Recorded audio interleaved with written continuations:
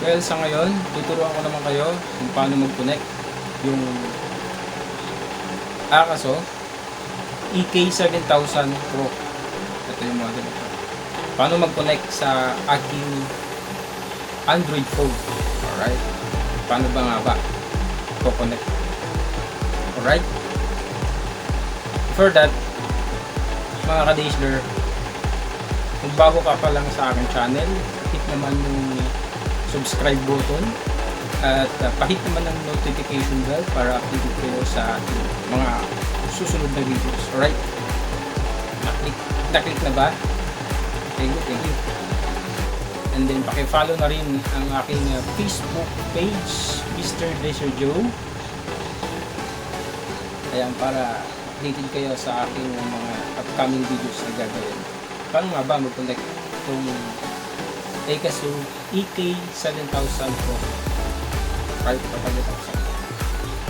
First of all, meron dapat tayong isang application para ayun ang gagamitin natin connect dito sa ating phone. Alright, ano nga ba ito? Ito yung tsura, papalitan ko sa inyo. I-download mo ito. Meron na akong nag-download ito.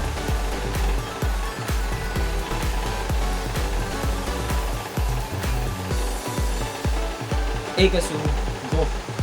Alright, AKASO Go. Mamaya, makikita natin kung ano yung pwedeng mga models na pwedeng gumamit nito. AKASO Go. Alright? Ano mga series yung makikita natin dito. So, since na Wi-Fi connection yung gagamitin natin para mag-connect dito, ngayon, after nyo ma-download itong AKASO Go, paano ba mag-download? Punta lang kayo dito sa punta ka lang dito ito sa Play Store. Ayan. Punta ka lang dyan, pasukin mo yan. Papakita ko sa inyo.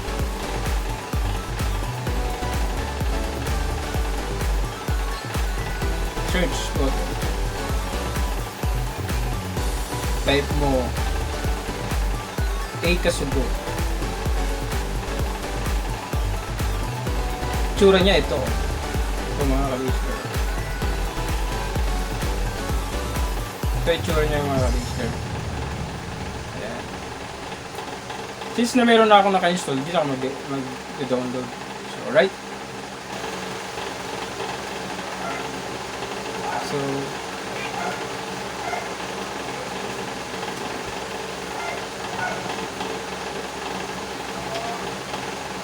after natin ma-download yung AKASO Go, pwede na natin i-connect yung ating Android phone dito sa AKASO EK7000 Pro. So, unang na natin gagawin,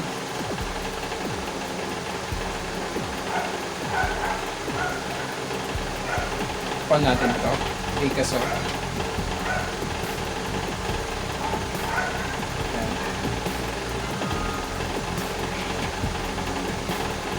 After mag-on to, pipindutin natin itong arrow down. Ayan. So lalabas itong Wi-Fi ID, Wi-Fi password. So ang Wi-Fi password nga pala nito is 12345678990. Yun yung default password niya. So, okay. Puntahan natin yun dito sa settings, Wi-Fi, and then connect tayo.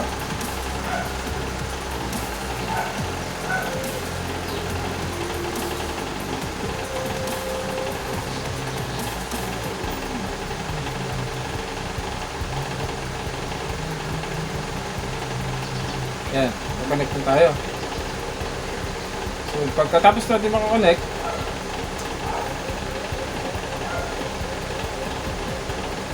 punta na natin yung apps. Yung ginaload natin. Ito. Right? ka-laser. Susundan nyo ba? So, itong kinalabasan is cover. Sa baba, meron siyang device. So, click natin yung device. So, makikita nyo, dito sa device, ang dami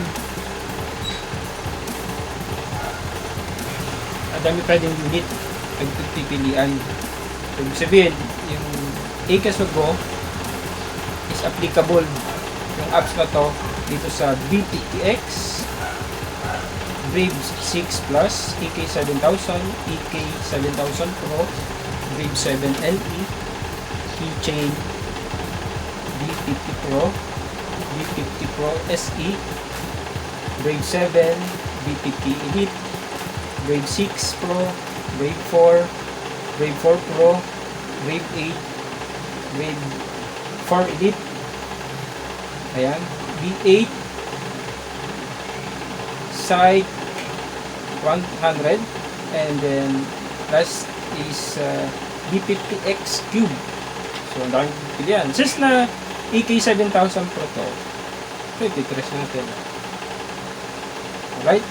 Tapos, i-check mark lang natin the above operation has been confirmed yung model na yun. So, next step. Ayan.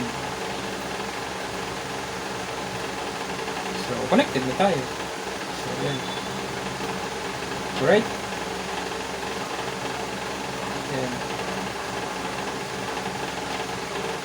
Balaw-balawin natin. Pwede mo rin record to mga ka-laser. So, record. Pwede yung photos, yung video. Alright?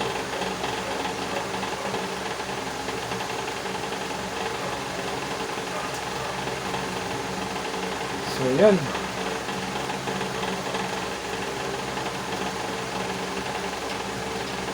That's all mga ka-laser. Thanks for watching. Peace out.